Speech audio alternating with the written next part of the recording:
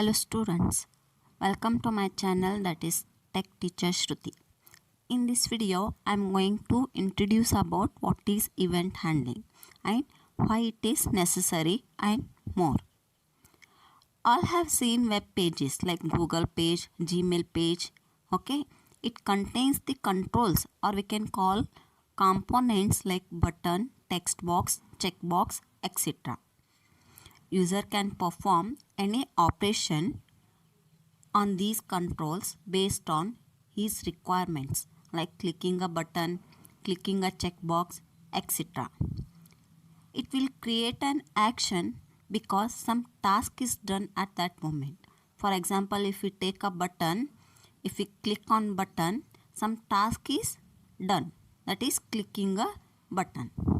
Okay, these are the nothing but events. Okay, what actually the event is? It is an action such as a mouse click, key press, or a button click, etc. And these events are raised at client side and handled at a server machine. For example, when I enter my username and password and click on login button, I am going to log into my account. Okay, this part is done at a client side. What actually the action part is? It will open my Gmail account. Okay, after button click, the login operation should takes place and it should open a Gmail inbox page.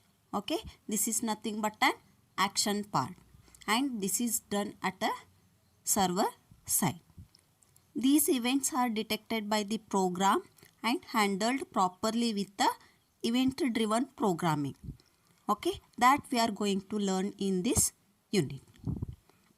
What actually the events are? Events are the objects those describes a state change in a source.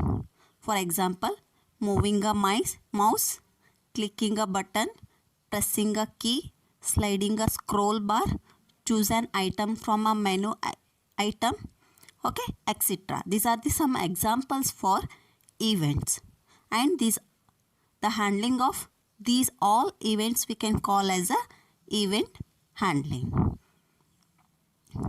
Next is, for event handling, Java uses one modern approach that we can call as a delegation event model. Okay, why it is used to process the events, and this model includes event sources as well as event listeners. What actually the event source and event listeners, we will learn in a further in this chapter only. Okay, this event delegation event model includes mainly event source and event listeners.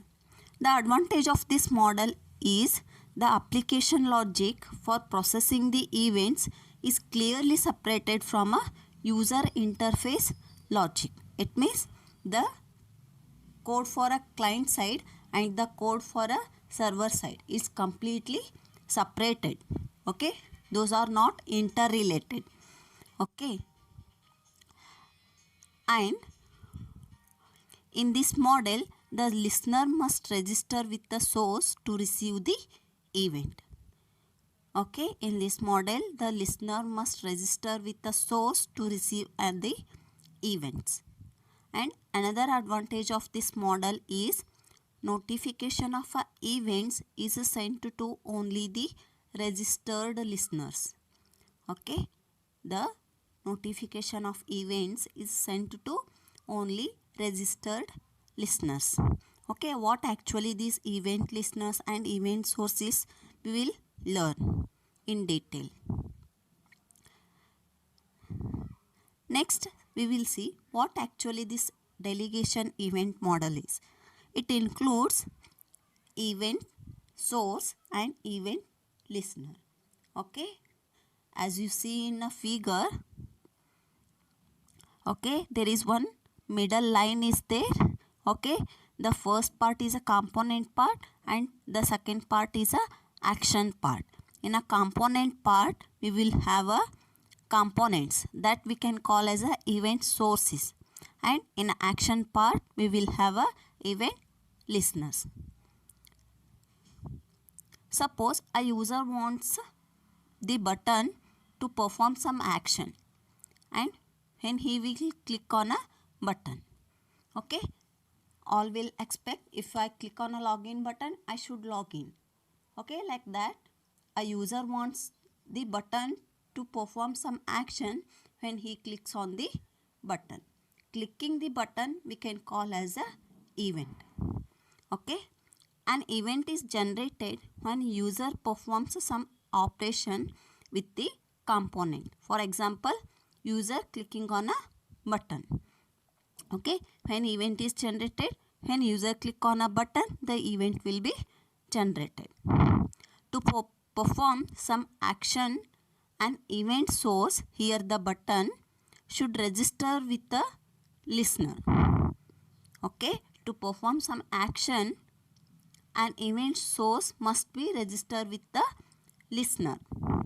When event occurs, the listener listens to the event source and it will do appropriate actions by calling the appropriate methods. Okay, all are seeing in a figure, right? Component part and action part. Okay, when event is generated, when we will do some action with the components. For example, clicking a button. Okay, after clicking a button, some action part should happen, right? For that, it should register with the event listener. Then only the action part will happen.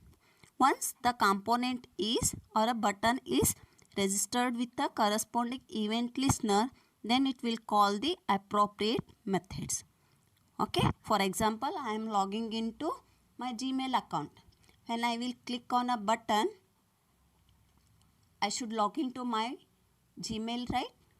Okay, when it will log in, when this action will done, when the component is registered with the event listener. Okay, corresponding event listener. Then only that action part will happen. Okay, suppose I will click on my login button. If it will register to event listener, then it will logging into my Gmail inbox page. Okay, when it will log in into Gmail inbox page, it means the event listener will call appropriate method.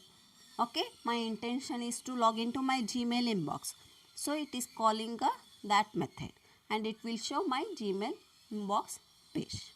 Okay, this is how delegation event model works. Okay, it contains two parts, that is component part and action part. In component part, event source will be there, and in action part, event listener will be there.